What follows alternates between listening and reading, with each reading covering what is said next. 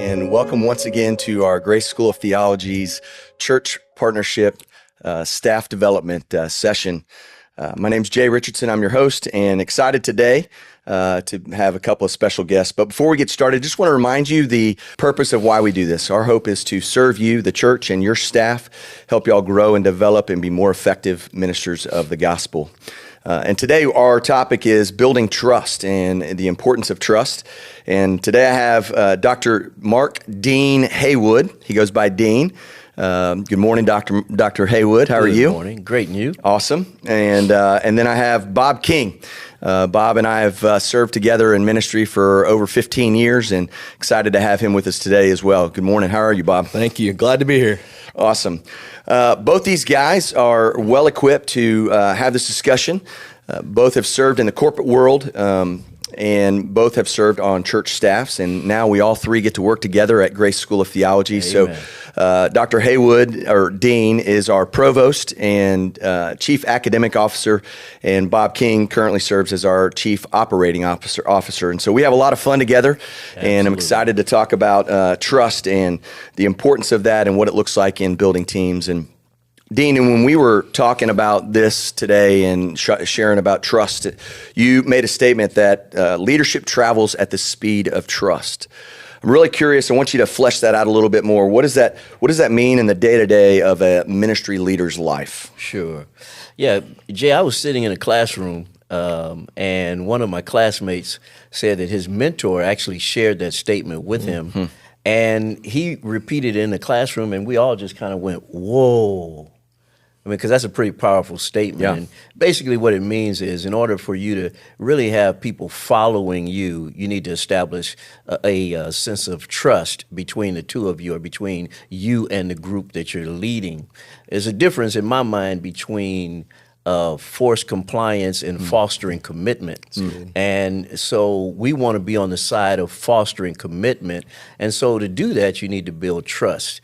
If you don't have trust, many times you have people following you just with hands. That's the forced compliance. But we really want head, heart, and hands involved, and that's fostering commitment. And so that's kind of how I see it on a day-to-day operation. I love it. I love it. That's good. So as you've kind of walked through this journey of your career, both in corporate and in ministry, when have you seen trust either slow down leadership or speed up leadership?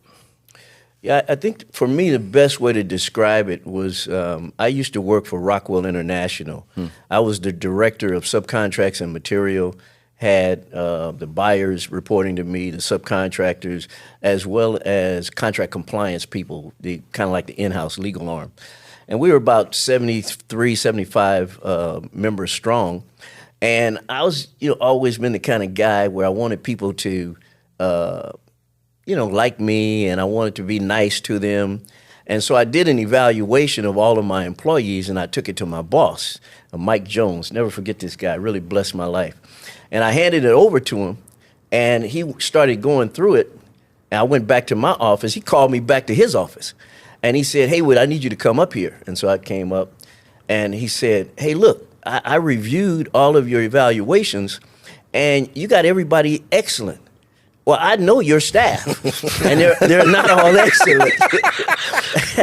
And so he said, "How can you write this?" He said, "You got to tell these people the truth." And then he hit me right between the eyes, Bob. He said, "Aren't you a Christian?" Oh, wow. I could have just melted. And I said, "Oh." And so I went back. I rewrote all of the evaluations specifically to each person, much more, what you might say, constructive input on each one. And I learned from that day that in order to be a real leader and to build trust, you got to tell people the truth. Yeah. That's good. You got to tell them the truth. Yeah. That's the only way it's going to really help them. And so that was my first baptism in learning how to be a real leader and to build trust within the staff. I love that. I love that. I mean, Bob, it reminds me, like, a lot of times we work together and we have this thing that we say is like, you got to love someone enough and be willing to put the relationship at risk. Absolutely. Like, feed off that a little bit. Tell us more about that. I mean, you can use it as an employer, employee, or as friends, or with your family, with your Right. kids. So one of the phrases that, you've often heard probably is a friend is somebody that's willing to put the relationship with you at risk for your betterment. Amen. And so, you're putting yourself in a pretty vulnerable spot to speak truth with love. But at the same time, there's someone that's receiving that. It's good for them.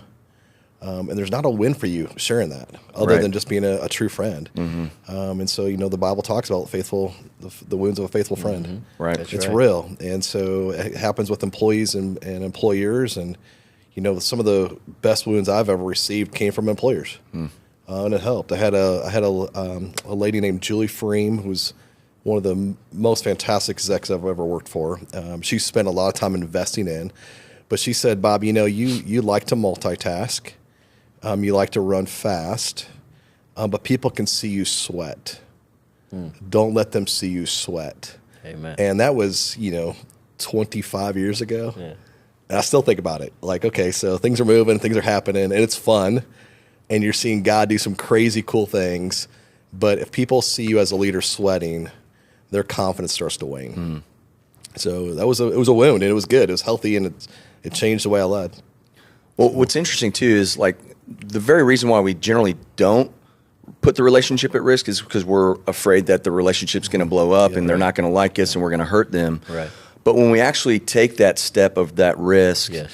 it builds trust. It sure Like does. they appreciate you more. Like, oh, this person actually does love me. They're not That's just puffing me up and making me feel better. And when they say you did a good job, you might have actually done a good job. Yeah. That's right. Right? No, that's right. Absolutely. Bob, another thing that we often talk about is you've said this a lot, that trust is time plus predictability. Flesh that out a little bit Yeah. for us. That came from a mentor. That came from Pastor Tim Hawks out of Hill Country Bible Church in Austin, Texas. I was probably 6 weeks in as an exec pastor for him. And I said something just casually in the hallway on a decision. I said, hey, you trust me on this, don't you? And he was like, not yet, but I will. And I'm like, okay, that hurts a little bit. Explain that. So later on, we had a conversation, and he's the one that laid that out. Said, time plus predictability equals trust. good. And you can't expedite either of those two. That's really Those two variables, you got to give it time. And so one of the greatest gifts you can give to your employees is to be predictable.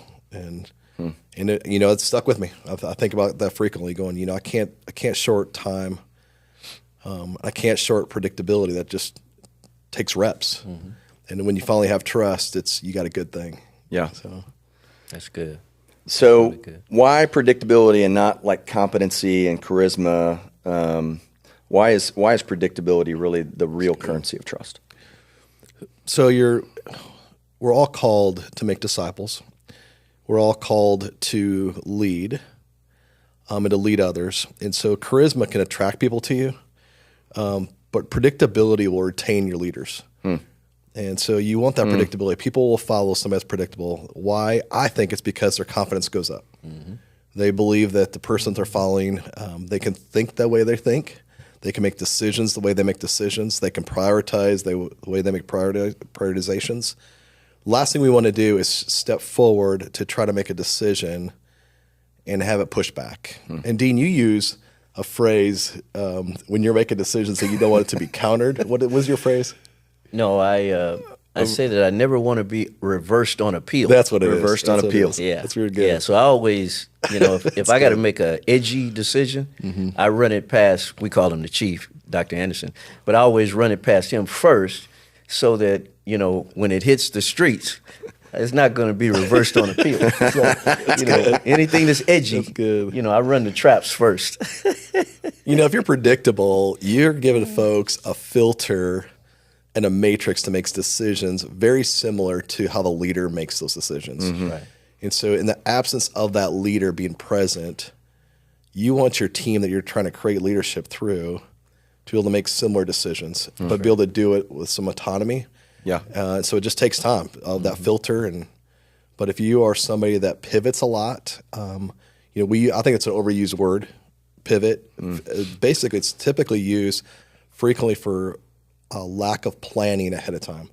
They haven't looked at the data, they haven't thought it through, and so then they just use the word pivot as though this is a normal organizational thing. And there is times where you do pivot because you get surprised by a variable. But if you hear that being used frequently in an org, that's often a lack of strategic planning and communication. Yep, for sure.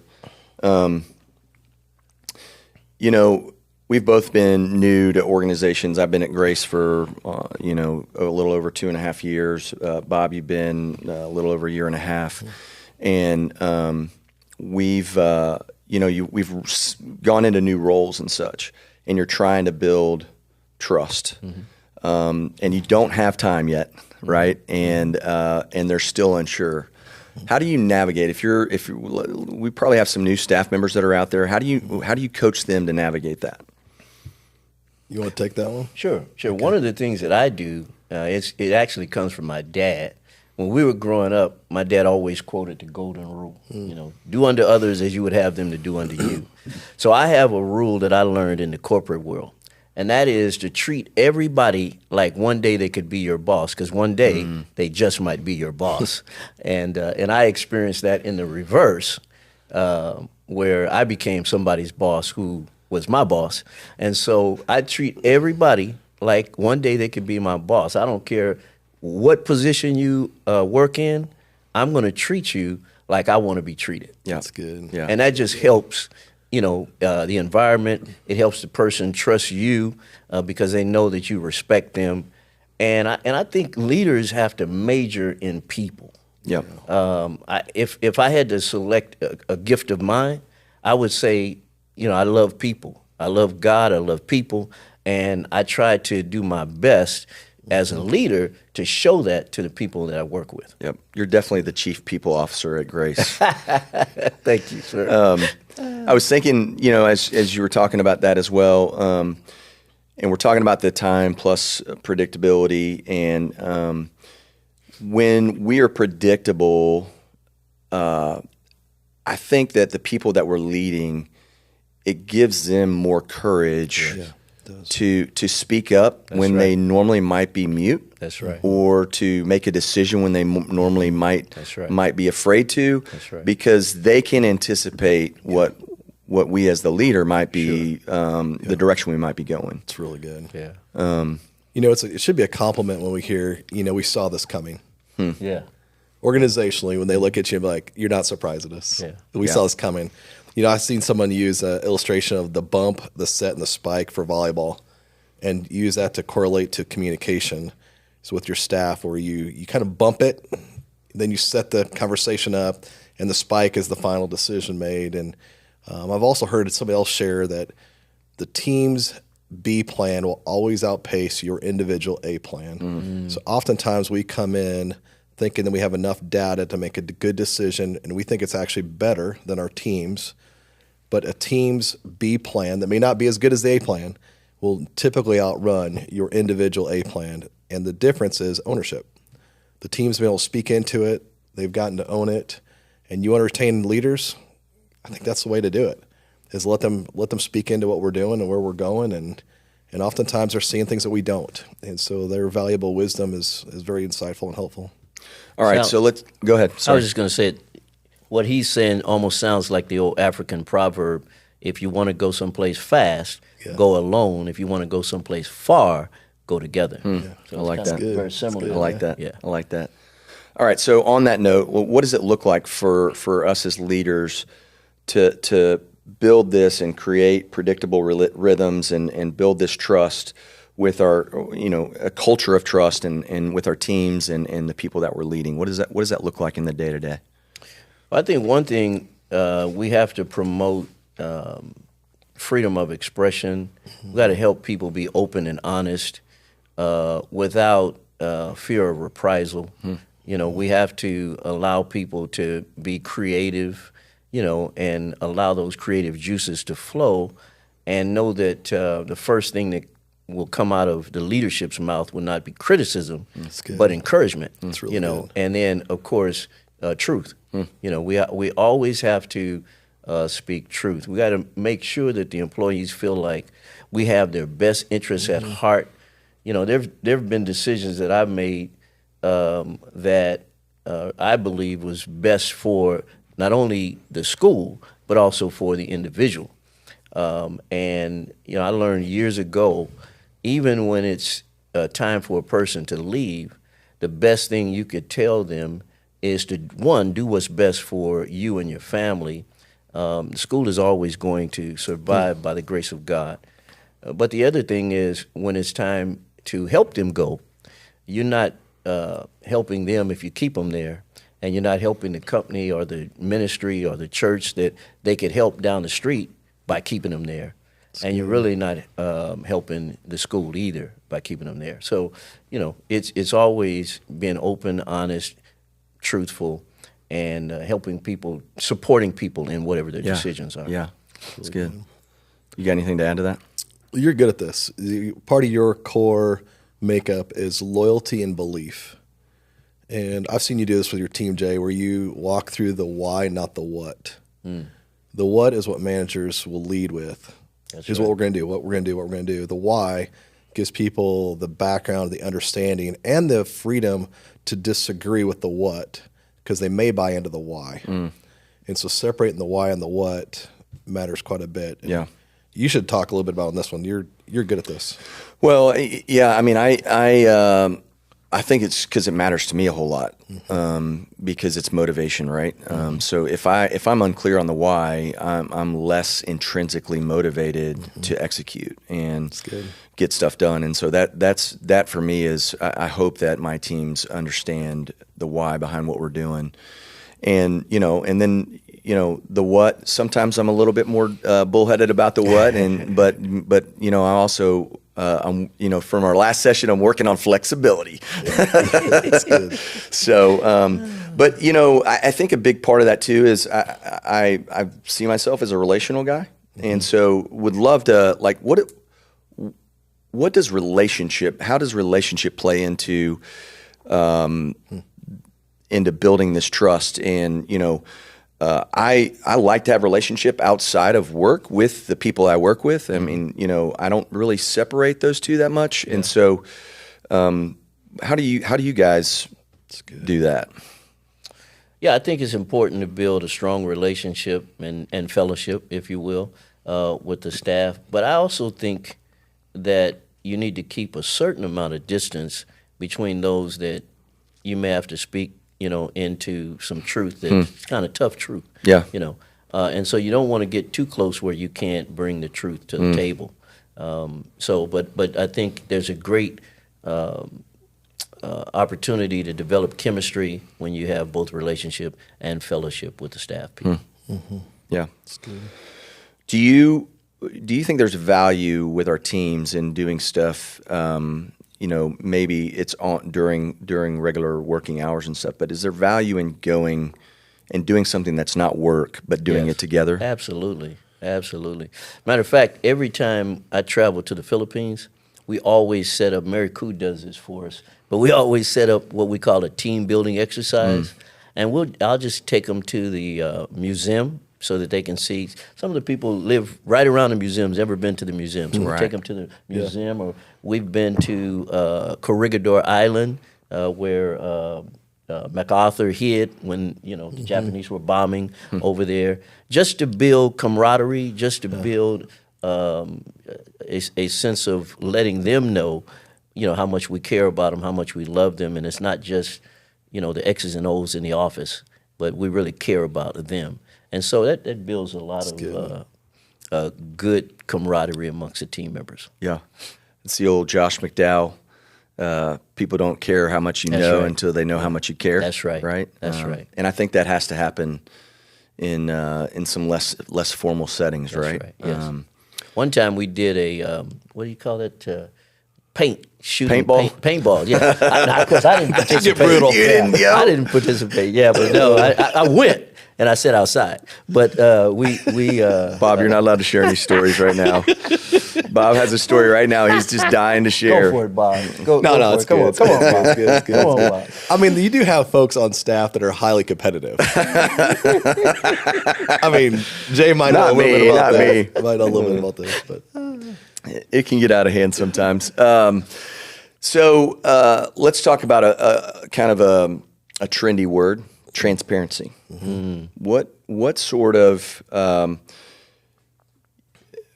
role does transparency play in building trust with your team? it's good. And what is there too much transparency at times? And how do you gauge that? It's a good one. Yeah, well, one, I think transparency helps to bring authenticity to the table. You know, people need to know that you're genuine, know that you're a real person, know that, you sometimes they look at leaders as, semi-perfect. And, we all, got baggage, we all got issues. And I think transparency helps to bring people together and help them to see that you're a real person. But at the same time, you don't want to air all of your dirty laundry, amongst everybody. And so there is a limit to that. And so I think you got to find a good balance. Right. It's the right way to approach that. When I think of transparency, I think of there's times where you have the data, you know what the goal is and the metric is, but you're not exactly sure what to do. And being open with your team and saying, here's what we're dealing with, here's what we're wrestling through. And the fallacy that every solution that's a solid solution doesn't have negativity, that doesn't exist. Yeah. There's always a downside to the right answer. There's always some type of risk to it. And so the transparency of sitting with your team and saying, I believe this is what God's leading us to do. I believe this is what the data is saying. Here's our risk. There's a potential this fails. Are we all in together? Let's just do it together. Yeah. And if it fails, it fails. Yeah. And I've heard people say it's better to fail 3 times and get it right than to go so slow than never get it right, because they're looking for perfection. I think the other with transparency is having enough relationship to do a debrief and a root cause when something fails, where there's not fault on the team, but you own that as the leader. Say this ultimately at the end of the day, I made the call. We did it together. You all joined me on it. But I own that. I own the failure on this. Let's talk through it and what would we do different? And sometimes you come to the conclusion that with the same data, you might have made the same decision. That's a tough one. Yeah. Especially that for the is. perfectionists in the room.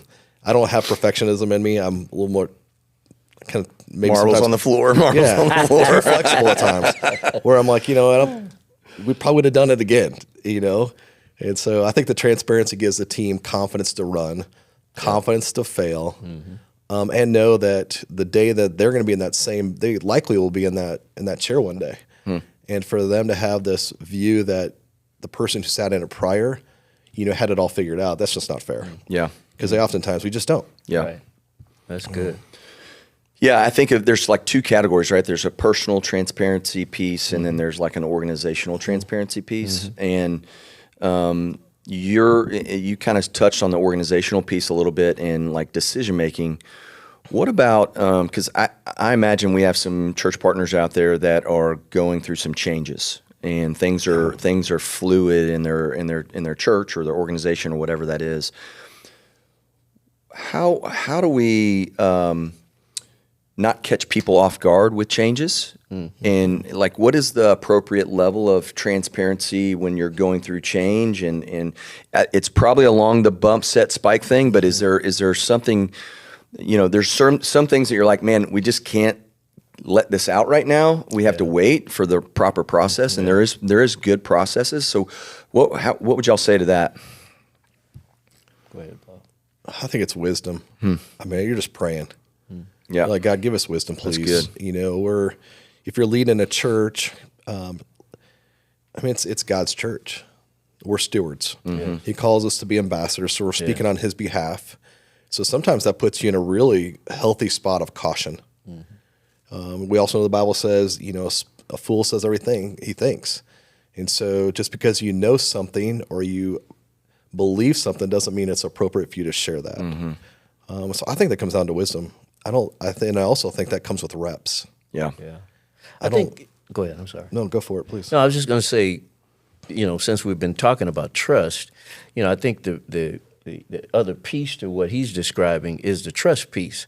If you built trust with a team, then you should feel comfortable and confident in saying, hey, I'm going to tell you everything that you need to know to this point. Mm-hmm. There's some things I can't share with you. And I tell that to our team all the time. Yep. I said, as much as I can share, I will share. But those things that remain confidential to the ELT or, our executive leadership team, I can't share that with you now, but I will when I can. Yep. And so that helps them to know if there's something that they need to know, you're going to give it to them, right? Yeah. And if there's something that you need to hold close to your vest, they're okay with that because they know that you're going to share as soon as you can. That's right. Sometimes that's the most loving thing to do. Absolutely. Mm-hmm. Absolutely. Yeah. All right. So what are the signs that your congregation or your team that you're leading wants to trust but needs more time and consistency from their leader? That's good.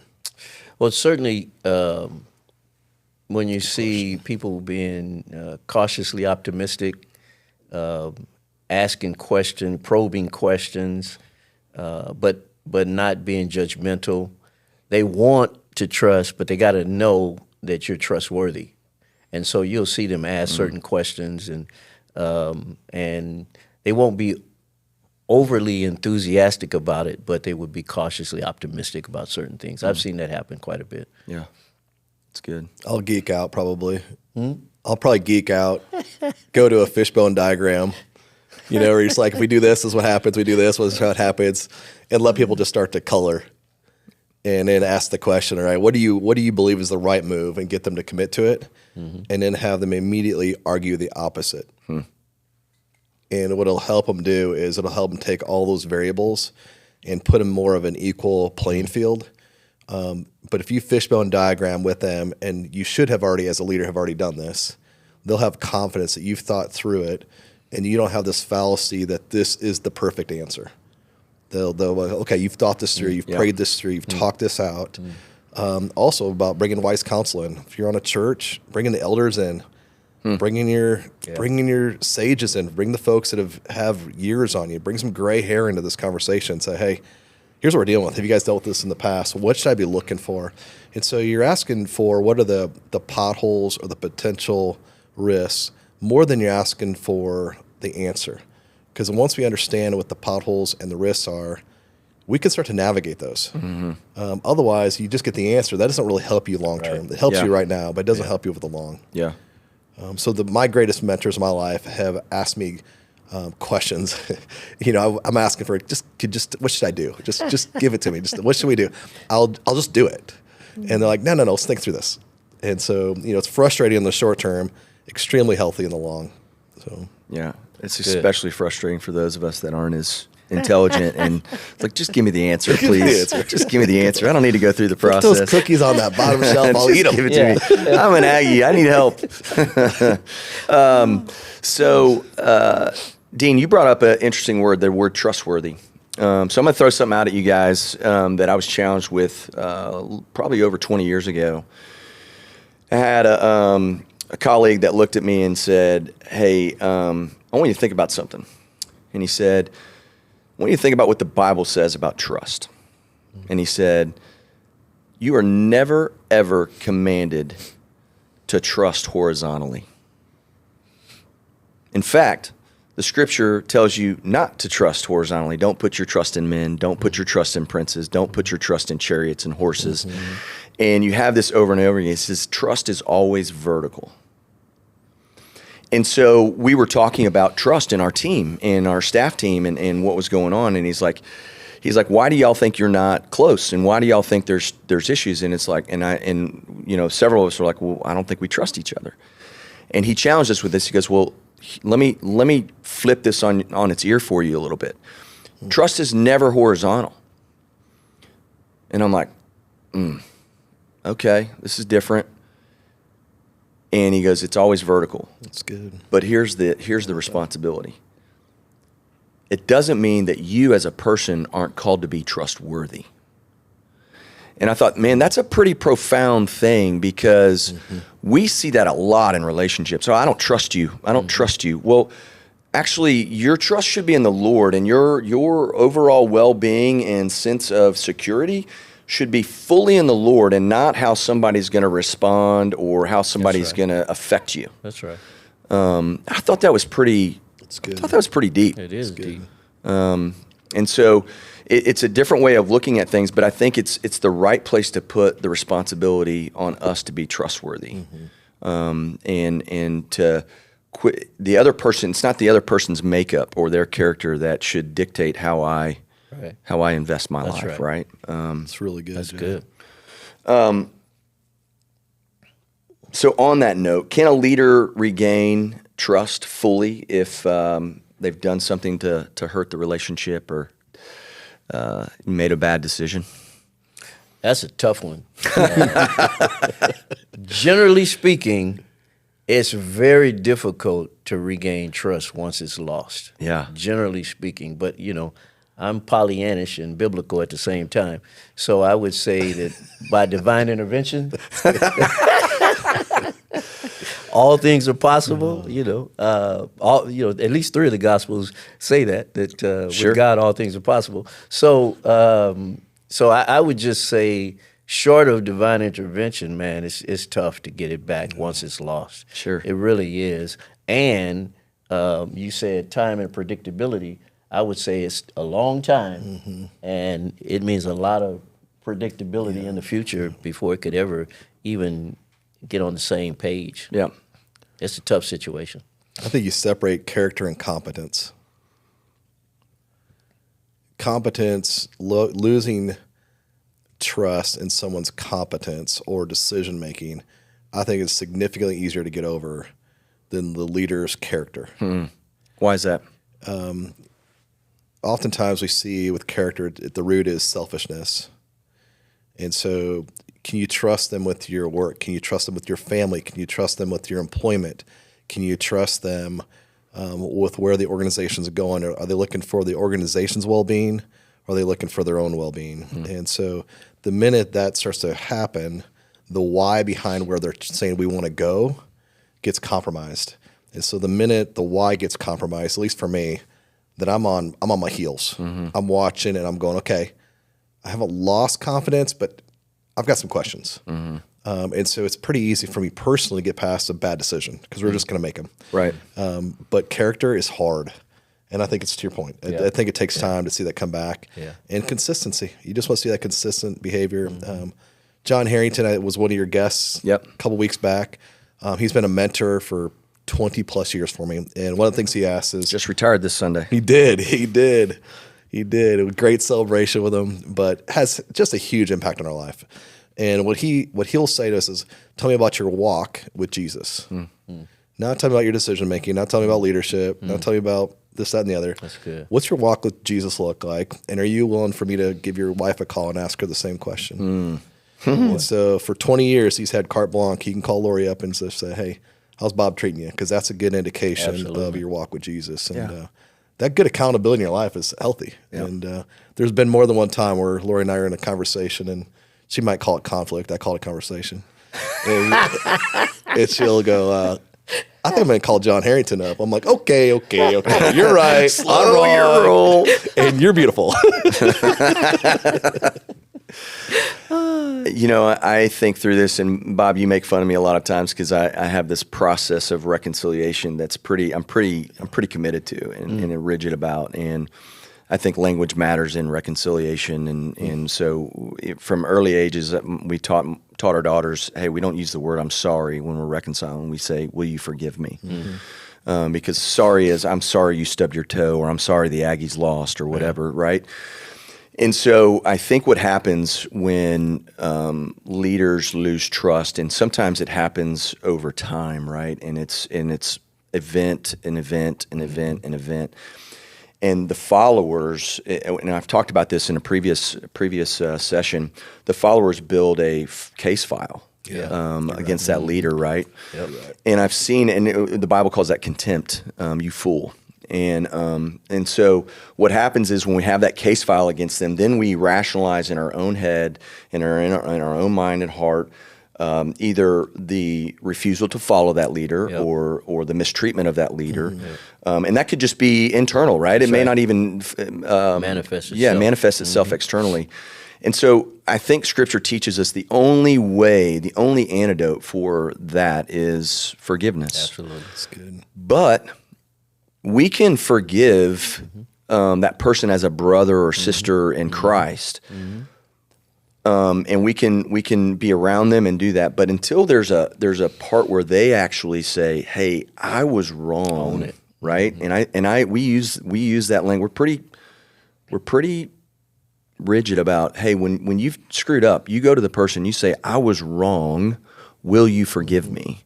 And the reason is because now as the person that has been done to, I understand that you're taking responsibility. You're not like you've assumed the responsibility, the weight of what you've done, and you're asking me to release it.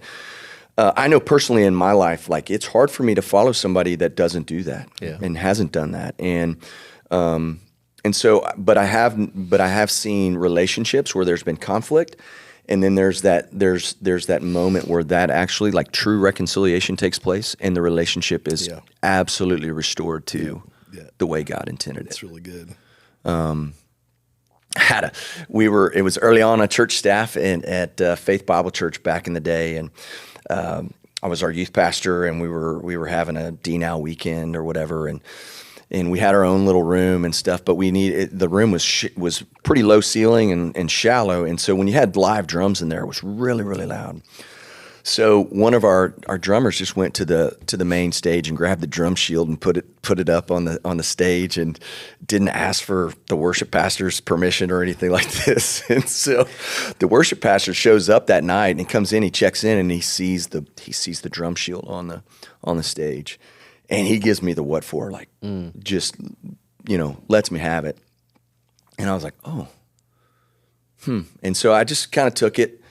And then we shut things down, and it was pretty early on in our relationship and me being on staff with him, and so we weren't as close, but that night we were both there late, and I just took the risk and I just said, "Hey, can I talk to you about something?" He said, "Sure," and he was still a little hot, and rightfully so. And I just said, "Hey, man, we screwed up tonight.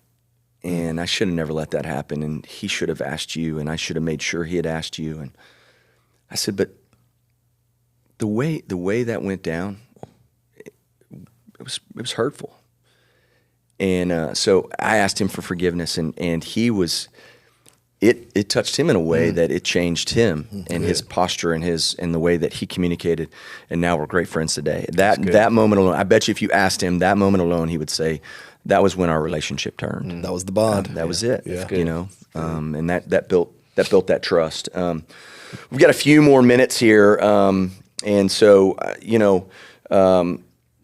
couple more questions, and then if you're listening and any of this has caused you to ask some questions, or you want us to ask some questions, feel free to put that in the chat, and Avery and Shamika will be able to let us know what those are. But as a leader, how do you cultivate a heart posture that welcomes feedback, accountability, and humility? Because I think those are all things that build trust, right? So, how do we create that as leader? How do we cultivate that? Create an environment where that's.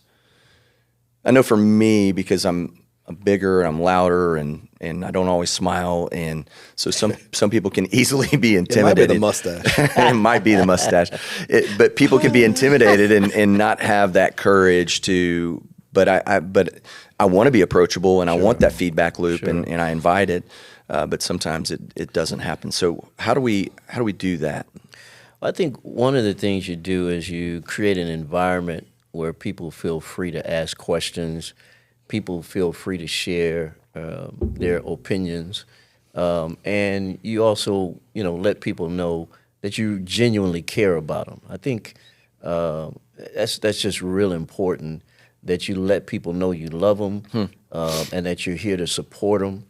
And one of the things that I've tried to do, and it's been kind of challenging, I got one young lady on our team where you can see the skills that they have, and they're doing a great job in what they're doing, but you know that they can do so much more. And so, I encouraged her to take on this director's position. And, I mean, she fought me probably over a year. No, I don't think I can do that. No, I said, look, you can do it. I could see it in you. And she finally decided to trust me. She took the position. Her team loves her. She's doing a great job.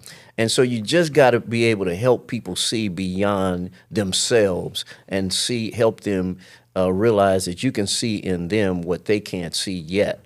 But ultimately, you can encourage them to get there. A leader's input into your life to say you have what it takes is huge. Yeah. It's just huge. It is. It's what every dude growing up needs to hear from his dad. That's right. Son, you have what it takes. And for some reason, that changes the internal switch and gives you the confidence to lead and move forward. And so sit with the employees that have the ability but have always taken a little bit of a half step back, painting the picture of how God's created them, what their wiring is, what they're good at, not trying to supplement what they're bad at. Just here's what you're really good at. And if you did this role in this way, I think you would find yourself feeling like you're winning. Oftentimes they're winning, but they don't feel that way. That's right.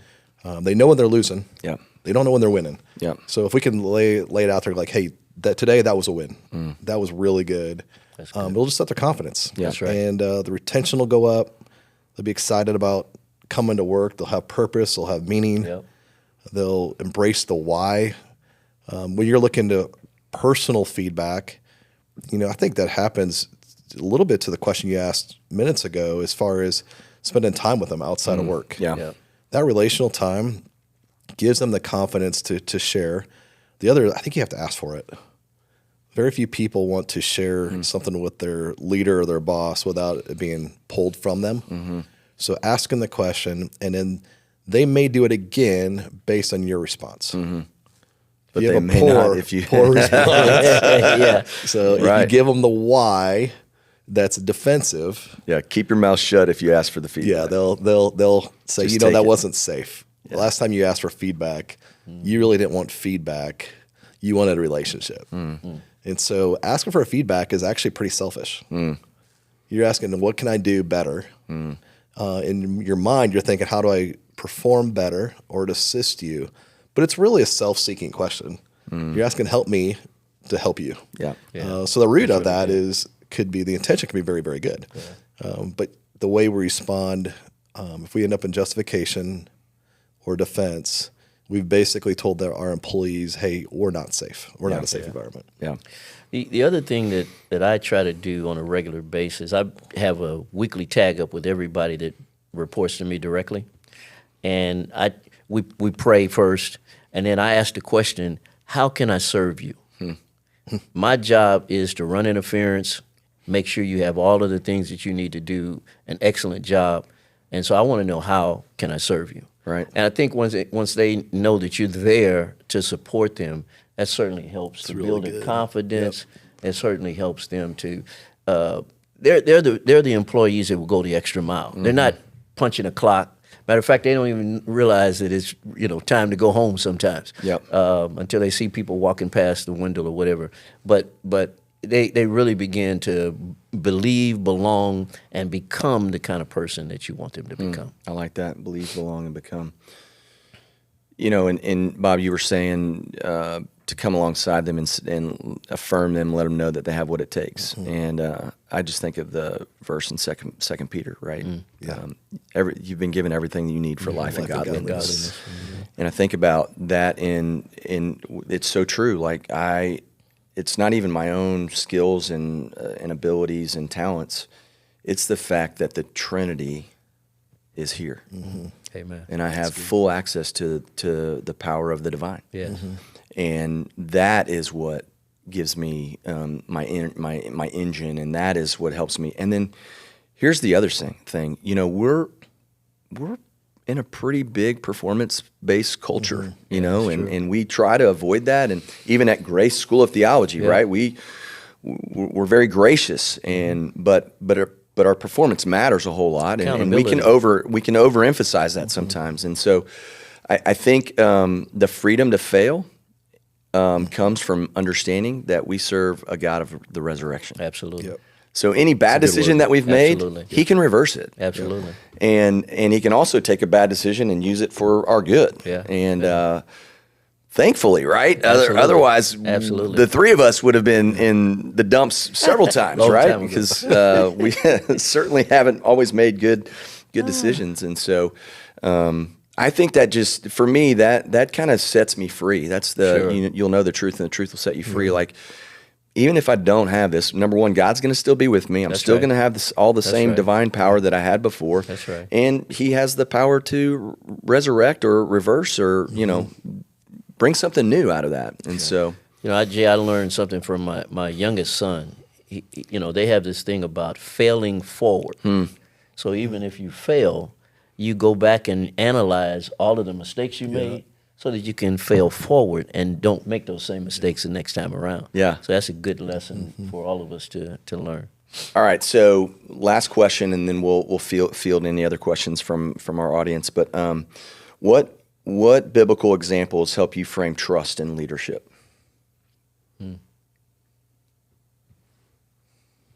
I know yours. You heard it today, this morning. Go ahead. Daniel's always my hero.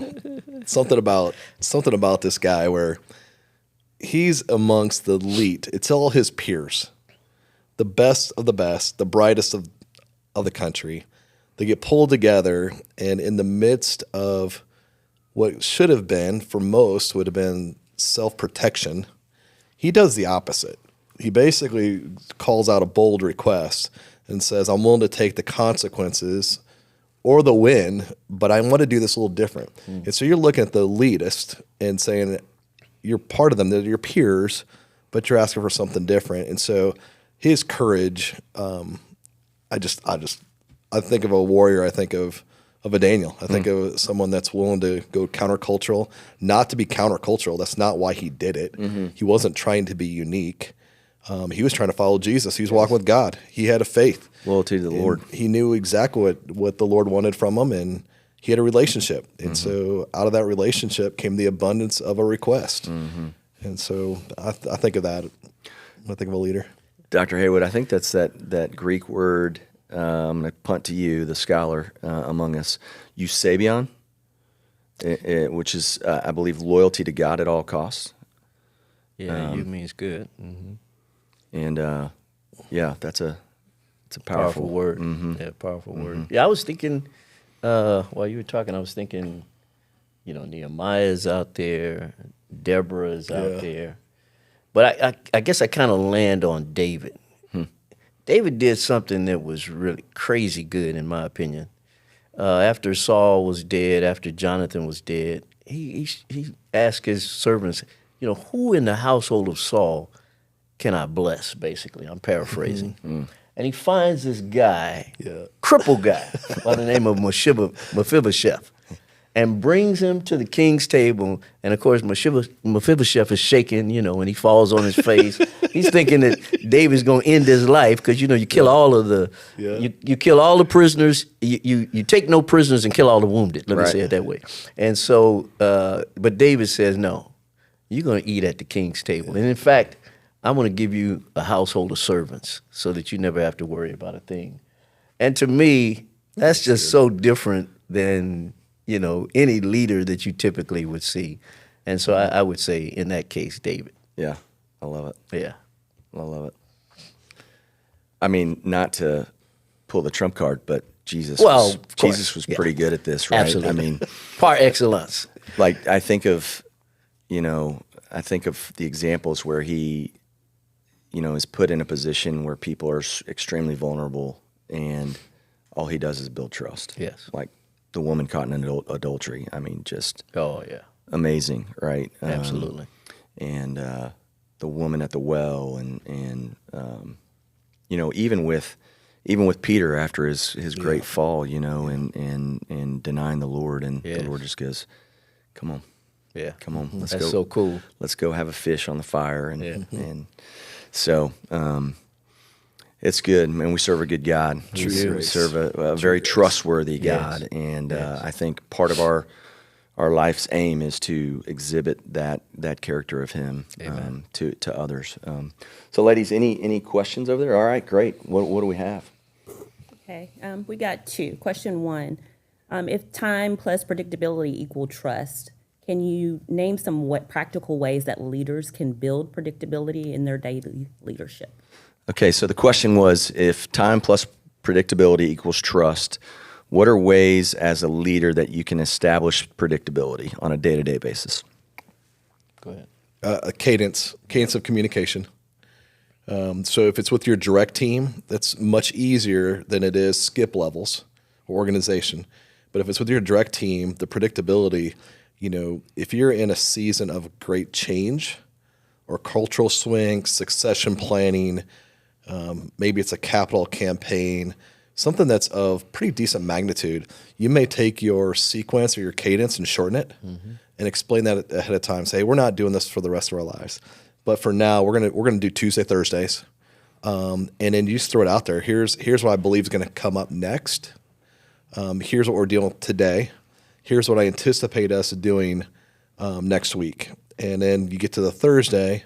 What I told you on Tuesday, here's the variables that change. So this is just really practical. Here's some things that's happened in the last 48 hours. And here's where it's changed our decision making a little bit based on this data point. And so then all of a sudden they're starting to have a filter. They're gaining a filter of how we're making decisions and then asking the question, what's taken place to this point? Was it predictable to you? And if not, why? And they'll give you the feedback. They'll share that with you. That's good. And then that'll help you frame your own leadership because it changes based on your team. Yep. You can't stay. You gotta adapt. If you're a good leader, you have to adapt to your team. Yep. I think also in one of my currencies is speed. I really I like for our team to go fast, and so sometimes I will run ahead of my team, and if I haven't. And even come to a conclusion, and then my team's over here going, "Hey, didn't know about this," and that. So I think that communication, that regular communication, and letting them know where you're at, and not letting one of your values, speed being one of mine, dictate that you leave your team behind, right, and catch them off guard. Yeah. Just to compliment what both of you guys have said, I like that one-on-one tag up. Yeah. Make it regular, once a week. And, many times in the one-on-one, people ask questions that they won't ask in a group. That's a great And so you point. get a chance it's just you and that other person. And if you do that with all of your staff people, then things can become very predictable over time. And they feel a lot more comfortable in that relationship. It's good. Dean, you're good at that. Yeah, he is. He makes you the most important person in the room. It's 101. My favorite call is usually the first phone call of the morning. It's with Dean. How you doing today? What do you say? Wonderful, marvelous, stupendous. God is good. It just makes you Man, smile. if I had your hand. When I grew up, no. What else we got? So we've talked quite a bit about transparency, which some might consider safe disclosure of facts and information. Is there a time when vulnerability, which is more of a courageous exposure of feelings and fears, takes precedence over transparency? I think so. I think it. Let me state the question for the audience, and Shamika, tell me if I get it right. So we talked about transparency a little bit, and the question was, is there a place where vulnerability plays a Bigger role than than transparency. transparency? I think you're developing leaders, and so in that process, if they don't know what you're walking through, or even when you feel like you failed, if they don't know that, then they're going to have a false sense of expectation when they're in that seat. And so if we're truly trying to build leaders, not managers, that can take your role, take that position, and take it to the next level, they need to know what the reality looks like and feels like. And so we sometimes say how we think, feel, and believe There's times where we'll say, this is what I know we should do. I don't want to do it. I don't feel like doing it. I really don't want to do it. But I think this is probably the best thing for the organization. That's vulnerable because it basically says your intent or how you want something to be is having to be submitted to something that's greater, which is transcendence. So it's that you're part of something bigger. And I think that character quality of transcendence, if it's not owned at the leadership level, the organization will struggle. Because if we use our own mental model of what we want, oftentimes that's not what's best for the org. And so separating what's best for the org and where you're currently at is very, very healthy. So there's times where I want to go faster or I'm very frustrated. And so I could suck that up and not say it out loud. Or you could share it like, I would like to go faster. I'm extremely frustrated, but I do think it's probably best for the organization to do the following. And that will differentiate individual how you think, feel, or believe versus what's best for the org. And now all of a sudden you have more trustworthiness. They trust you at that point. Yeah, that's good. That's really good. Yeah, when I think of it, I think of loving, leading, and learning. All three of those require risk if you want to get the optimum level, of achievement. And so, by definition, it'll make you vulnerable in some sense if you're going to lead, if you're going to love, and if you're going to learn. Yeah. And so it just requires risk. And I agree with that question. I agree with what you just said. You got to be vulnerable if you're going to reach what I would call the optimum level of achievement. Just in case anybody's wondering, he is our resident preacher and likes alliteration. He's really good at it. So, any other questions? Last one. Have you ever had to choose between preserving harmony and telling the truth? And what did you learn from that moment? Oh, yeah. Certainly. Yeah. So the question is, have you ever had to choose between preserving harmony and what was the second part of it? Over truth. Telling the truth. And telling the truth. Yeah. Man, I think it's false harmony if you don't tell the truth. Absolutely. I think it's cheap unity. Absolutely. Yep. Yeah, some decisions you make, if you make them for the best interest of the school or the ministry and for the individual, it's going to, it could potentially lead to some disruption in friendships, disruption in relationships. But you can't skate truth.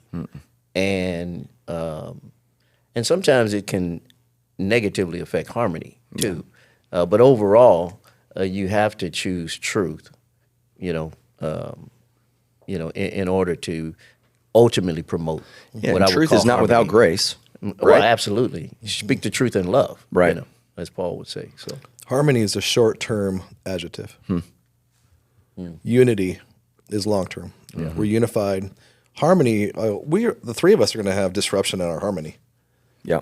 in decisions that we're making. Sometimes, very soon. We're gonna have that today. You'll fix it at for lunch. us. I mean, where we go to lunch. Fix it. But harmony, I think, is truly a short-term deal.